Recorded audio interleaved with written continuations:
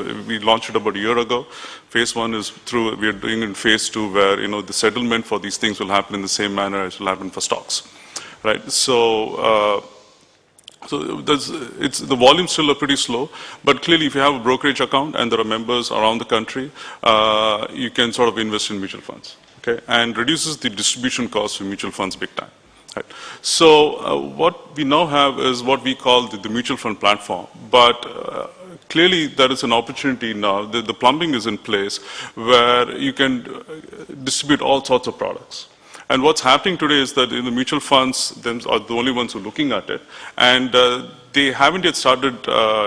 If you have a new distribution channel in place, can you think in terms of coming up with new products to take advantage of the distribution channel?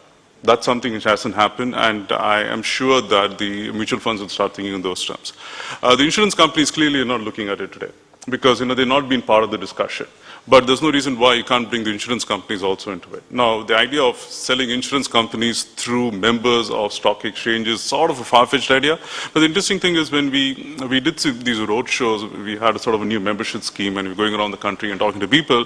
And most of the people who came to us talking about signing up for the membership scheme were people who were not selling stock, but who were IFAs and insurance brokers. Okay, so insurance agents. So